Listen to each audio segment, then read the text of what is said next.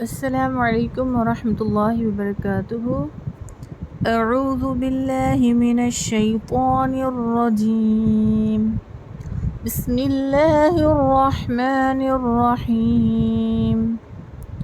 رب اشرح لی صدری ویسر لی امری واحلل عقدۃ من لسانی یفقہ قولی۔ رب زدنا علما، رب زدنا علما، رب زدنا علما، آمین یا رب العالمین۔ انشاءاللہ تعالی آج ہماری تجوید کی فرسٹ کلاس ہے، تو اس میں ہم تجوید کے بنیادی اصول، بیسک رولز آف تجوید پڑھیں گے۔ تجوید کسے کہتے ہیں، تجوید کے بنیادی اصول کیا ہے، تلاوت کی رفتار وغیرہ پڑھیں گے۔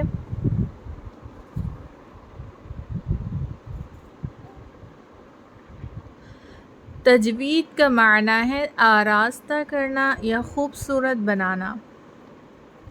تو اچھی ٹیون کے ساتھ قرآن مجید کی تلاوت کرنا، اچھے لحن کے ساتھ، اچھے انداز کے ساتھ، خوبصورتی کے ساتھ میں قرآن مجید کی تلاوت کرنے کو تجوید کہتے ہیں۔ اور قاریوں کی اصطلاح میں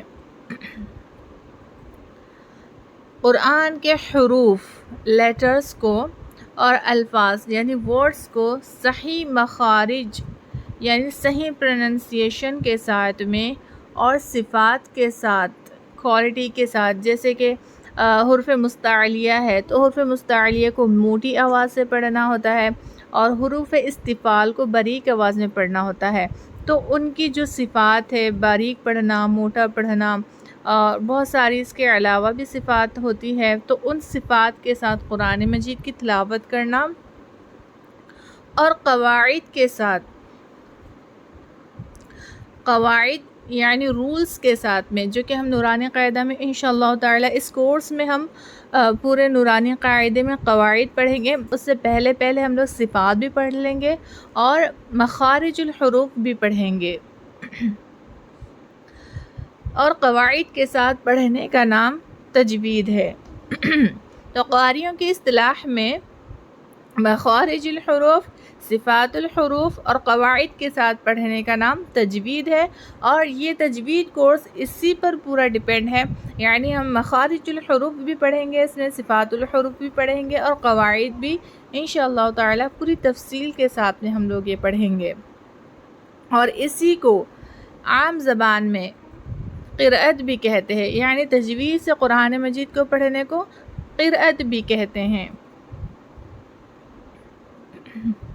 تجوید کے بنیادی اصول 5 ہے، یعنی تجوید کا جو نچوڑ ہے وہ 5 چیزوں پر ہے۔ نمبر 1 ہے مخارج الحروف، یعنی حروف کا صحیح تلفظ، حروف کو صحیح طریقے سے پڑھنا، اس کا صحیح تلفظ ادا کرنا۔ نمبر 2 ہے صفات الحروف، یعنی ماہیت، اس کی جو صفات ہے اس کی صفات کے ساتھ پڑھنا، یعنی اس کی جو کوالٹی ہے، لائٹ پڑھنا ہوتا ہے بعض حروفوں کو تھک پڑھنا ہوتا ہے، تو وہ کوالٹی کے ساتھ میں پڑھنا حروفوں کو۔ نمبر 3 ہے حروف اور کلمات کا ملانا۔ جب ہم قرآن مجید میں کہیں بھی وقف کرتے ہیں تو اس کا ایک قاعدہ ہوتا ہے، اس قاعدے کے مطابق ہمیں قرآن مجید میں وقف کرنا ہوتا ہے، رکنا ہوتا ہے۔ اور جب ہم رک جاتے ہیں، اگر ہم آیت پر رکتے ہیں یا کوئی رکنے کی علامت پر، وقف کرنے کی علامت پر رکنا ہوتا ہے، تو ہمیں پھر اس کے آگے سے تلاوت کرنی ہوتی ہے۔ لیکن اگر ہم کہیں ایسی جگہ تلاوت کرتے ہوئے رک جائیں جہاں رکنے کی کوئی آیت نہیں ہے، جیسے کہ یہاں پر دیکھیے گا ایک آیت ہے، بیچ میں کہیں بھی کوئی علامت رکنے کی نہیں آئی ہے، تو یہاں ہم اگر اس کو تلاوت کرتے ہوئے بیچ میں رک جائیں گے تو ہمیں پیچھے سے ملا کر پڑھنا ہوگا، جیسے اس طرح بسم اللہ الرحمن الرحیم، یا ایہا الذین آمنوا ان تطیعوا فریقا، اب یہاں ہم رک گئے کیونکہ یہاں پر ہماری سانس آگے کے لیے ہماری سانس اور نہیں تھی، اس لیے ہم یہاں رک گئے. اور وقف کرنے کا قاعدہ یہاں پر کیا تھا؟ 2 زبر پر اگر وقف کریں گے تو 1 زبر کے ساتھ الف کو پڑھ کر وقف کرنا ہے. اب یہاں ہمیں اعادہ کرنا ہوگا، یعنی پیچھے سے 1-2 ورڈ دہرانا ہوگا اس طرح سے. إن تطيعوا فريقا من الذين أوتوا الكتاب يردوكم بعد إيمانكم كافرين. اس طرح، تو اس طرح حروف اور کلمات کو ملانا ہوتا ہے. نیکسٹ پوائنٹ ہے وقف یعنی ٹھہرنا. وقف یعنی ٹھہرنا، جیسے کہ یہاں ہم 2 زبر پر وقف کیے تھے، ٹھہرے تھے، تو رولز کو فالو کرتے ہوئے ٹھہرنا ہے. ٹھیک ہے، یہاں ہم کیا کیے تھے؟ وقف کیے تھے، تو اس کو وقف کرنا کہتے ہیں. اور وقف ہم کہیں بھی کرو، چاہے آیتوں کے درمیان میں کرو، چاہے آیت کے اینڈ پر کرو، یا کوئی بھی علامت پہ کرو، تو ہمیں وقف صحیح طریقے سے کرنا ہوتا ہے. پورا ورڈ پڑھنا ہوتا ہے، پورا ورڈ کا جو آخری لیٹر ہے اور اس لیٹر پر کون سی سائن ہے، کون سی علامت ہے، اور اس کا کیا قاعدہ ہوتا ہے، اس قاعدے کو فالو کرتے ہوئے اس پر جو سائن لگا کر رکنا ہے اس طریقے سے رکنا ہوگا. تو یہ بھی ہم قاعدے میں پڑھیں گے انشاءاللہ تعالی کیسے وقف کرنا ہے قرآن مجید میں. نیکسٹ ہے ابتدا یعنی شروع کرنا. جب ہم آیت کے درمیان میں رک جائیں گے تو ہم ابھی بتائے ہیں کہ پیچھے سے پھر 1-2 ورڈ ریپیٹ کرنا ہوگا، اعادہ کرنا ہوگا، یا جو ورڈ پر ہم رکے ہیں اس ورڈ کو پھر سے پڑھتے ہوئے آگے پڑھنا ہوگا. تو یہ 5 چیزیں ہیں جو کہ تجوید میں بہت امپورٹنٹ ہیں. اس پر جو شخص اچھے سے یہ سب چیزوں کو اچھے سے فالو کرتے ہیں قرآن مجید کی تلاوت کرتے وقت، تو ان کی تجوید پرفیکٹ ہوتی ہے. ٹھیک ہے، نیکسٹ ہے تلاوت کے رفتار، یعنی تلاوت قرآن مجید کو ہم کتنی اسپیڈ سے پڑھ سکتے ہیں، کتنی کون سی اسپیڈ سے، رفتار سے، یا پھر انداز سے پڑھ سکتے ہیں. تو قرآن مجید کی تلاوت کے 3 رفتار ہے. نمبر 1 ہے ترتیل. ترتیل یعنی دھیرے دھیرے سنبھل کر تلاوت کرنا، بہت اطمینان کے ساتھ، بہت سلو، سکون کے ساتھ میں یہ تلاوت کی جاتی ہے. اکثر یہ تلاوت جلسوں کے شروع میں جو قرآن کی تلاوت ہوتی ہے، یا قرأت کمپٹیشن جو ترتیل کے ساتھ ہوتے ہیں، ان میں یہ تلاوت کی جاتی ہے. تو یہاں ہم ترتیل سے تعوذ تسمیہ سنائیں گے. تو یہ انداز ہوتا ہے ترتیل میں: اعوذ باللہ من الشیطان الرجیم، بسم اللہ الرحمن الرحیم. تو بہت سلو ترتیل میں تلاوت کی جاتی ہے. سیکنڈ ہے تدویر. تدویر میں متوسط یعنی درمیانی رفتار کے ساتھ، درمیانی اسپیڈ کے ساتھ قرآن مجید کی تلاوت کی جاتی ہے. تو اس میں کیا ہوتا ہے، جب ہم قرآن مجید کی تلاوت کرتے ہیں نا، تو جس کو عربک کے معنی وغیرہ اچھے سے سمجھ میں آتے ہیں، تو ان کو ہر ایک چیز، ہر ایک معنی، ہر ایک ڈیفینیشن بہت کلیئرلی وہ سنتے ہوئے سمجھ سکتے ہیں. اتنا اس میں انداز، اسپیڈ ہوتی ہے.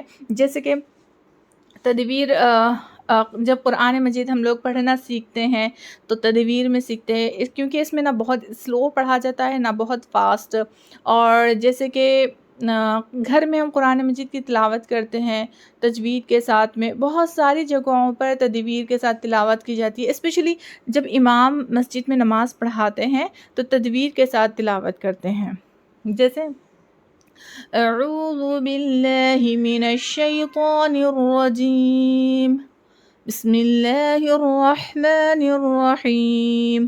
یہ ہو گیا تدویر کا انداز. تھرڈ پوائنٹ ہے حدر میں تیز رفتار کے ساتھ، یعنی بہت اسپیڈ، یعنی ایک لفظ کو دوسرے لفظ سے، ایک آیت کو دوسری آیت سے ملاتے ہوئے قرآن مجید کی تلاوت کرتے ہیں.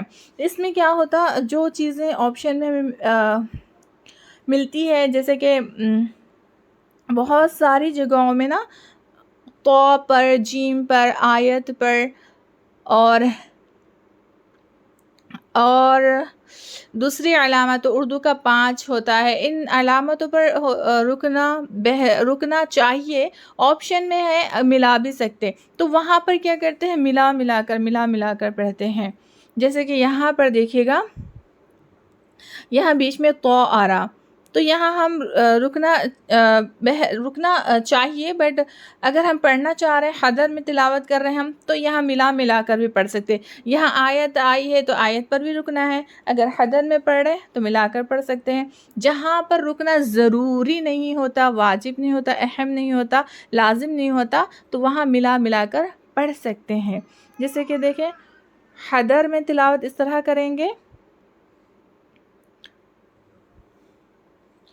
قُلْ يَا أَهْلَ الْكِتَابِ لِمَ تَصُدُّونَ عَن سَبِيلِ اللَّهِ مَنْ آمَنَ تَبْغُونَهَا عِوَجًا وَأَنْتُمْ شُهَدَاءُ وَمَا اللَّهُ بِغَافِلٍ عَمَّا تَعْمَلُونَ يَا أَيُّهَا الَّذِينَ آمَنُوا إِن تُطِيعُوا فَرِيقًا مِّنَ الَّذِينَ أُوتُوا الْكِتَابَ يَرُدُّوكُم بَعْدَ إِيمَانِكُمْ كَافِرِينَ. ٹھیک ہے، تو اس طرح حضر میں تلاوت ہوتی ہے. لیکن ایک چیز کو آپ لوگ یاد رکھیے گا، چاہے ہم حضر میں تلاوت کریں قرآن مجید کی، یا تدویر میں تلاوت کریں، یا ترتیل میں تلاوت کریں، کوئی بھی رفتار میں تلاوت کریں، اس میں ہمیں نہ ہی مخارج الحروف کی غلطی کرنی ہے، نہ ہی صفات الحروف کی غلطی کرنی ہے بالکل بھی، نہ ہی قواعد کی کوئی غلطی کرنی ہے. ہاں، البتہ ہم جو غنہ 2 حرکات میں کرتے ہیں اس کو تھوڑا سا کم کر لیں گے. اخفا، ادغام مع الغنہ، یہ تھوڑا 2 حرکات میں ہوتے ہیں، تو ان کو تھوڑا 1.5 حرکات کے 2 حرکات کے قریب تک کر سکتے ہیں. اور مد فرعی میں مد لازم کو ہم 6 حرکات کھینچتے ہیں، تو اس کو تھوڑا سا کم کھینچنا. یہ جو مد متصل منفصل کو 4 حرکات کھینچتے ہیں، اس کو تھوڑا کم کرنا اور تھوڑا اسپیڈ پڑھ لینا. لیکن تجوید کی کوئی غلطی نہیں ہونی چاہیے. تو یہ نوٹ ہے. ان میں اہم اور مشترکہ خصوصیت یہ ہے کہ کسی طریقے تلاوت میں بھی مخارج و صفات حروف میں کوئی کمی بیشی نہیں کی جا سکتی، یعنی تجوید کی کوئی ہمیں غلطی نہیں کرنی ہے. ٹھیک ہے، تو تجوید کا معنی اور تجوید کے بنیادی اصول اور قرآن کی تلاوت کے رفتار ہم لوگ پڑھ چکے ہیں. اب اس کو اچھے سے غور سے سنیے، ایک چیز کو آپ لوگوں کو نوٹ بھی کرنا ہے، اور کلاس میں ہم پوچھیں گے تو سب کو سنانا ہے. اور دیکھیں، جس کو انگلش میں لکھنا ہے تو اس کو ہم ایک لائن کو پڑھ رہے ہیں، ایک ورڈ کو پڑھ رہے ہیں، پھر اس کو ایکسپلین بھی کر رہے ہیں. تو آپ لوگ اس کو اپنی لینگویج میں لکھیے. جس کو انگلش میں لکھنا ہے وہ انگلش میں لکھیے سن کر، جس کو جو لینگویج آتی ہے وہ لینگویج میں. اپنی سب کو الگ سے نوٹس بنانا ہے. ٹھیک ہے، اوکے. تو یہ پوائنٹ بھی ہم سمجھا چکے ہیں. تلاوت حضر میں انداز تلاوت کا لحاظ رکھتے ہوئے حرکات و مدود اور غنہ وغیرہ کی مقدار کو گھٹایا بڑھایا جا سکتا ہے. چلیں نیکسٹ، تعوذ یا استعاذہ کسے کہتے ہیں؟ اعوذ باللہ من الشیطان الرجیم. اس کے 3 نام ہیں. ٹھیک ہے، تو تعوذ پڑھنے کا کیا حکم ہے؟ تلاوت قرآن سے پہلے استعاذہ پڑھنا واجب ہے. قرآن کی تلاوت ہم جب بھی کریں گے تو ہمیں سب سے پہلے تعوذ پڑھنا ہوگا، کیونکہ یہ واجب ہے. اور قرآن کی تلاوت کرتے وقت اگر کسی وجہ سے تلاوت روک دی جائے تو پھر سے استعاذہ پڑھ کر تلاوت شروع کرنا چاہیے. ہم تلاوت کر رہے تھے، اچانک ہمیں کوئی کام آ گیا جس کی وجہ سے ہمیں قرآن کو بند کر کے پہلے وہ کرنا پڑا، پھر ہم آ کر تلاوت کر رہے ہیں تو پھر سے ہمیں تعوذ پڑھنا ہے. یا ہم قرآن مجید پڑھتے پڑھتے ایک دم باتوں میں لگ گئے، پھر تھوڑی دیر میں ہم قرآن پڑھ رہے ہیں تو تب بھی ہمیں تعوذ پڑھنا ہے. اوکے، تسمیہ بسملہ. بسم اللہ الرحمن الرحیم. کو کہتے ہیں۔ تعوذ کے بعد بسملہ پڑھنا سنت ہے۔ ہر سورت کے شروع میں اور 2 سورتوں کے درمیان بسملہ پڑھنا ضروری اور سنت ہے۔ جیسے کہ دیکھیں ہم قرآن مجید کی تلاوت کر رہے ہیں اور ہمارا ایک سورہ کمپلیٹ ہو گیا یا پھر شروع ہو رہا، ہم تو شروع ہوتے وقت بھی سورہ کے شروع میں بھی تسمیہ پڑھنا ہے۔ ایک سورہ کمپلیٹ کر کے دوسرا سورہ سٹارٹ کر رہے ہیں جب بھی ہمیں تسمیہ پڑھنا ہے۔ لیکن سورۃ التوبہ تنہا پڑھی جائے یا کسی اور سورت کے بعد اس کے پہلے بسم اللہ پڑھنا منع ہے۔ تو سورۃ توبہ سے پہلے ایک سورہ ہم کمپلیٹ کر کے پھر سورۃ توبہ پڑھ رہے تو وہاں ہم بسم اللہ نہیں پڑھیں گے۔ اگر ہم سورۃ توبہ سے ہی قرآن کی تلاوت کر رہے ہیں تو وہاں تعوذ پڑھ لیں گے، ٹھیک ہے۔ اور اگر ہم سورۃ توبہ کی بیچ کی آیتوں سے پڑھنا اسٹارٹ کر رہے ہیں تو وہاں بھی تعوذ پڑھ لینا بہتر ہے۔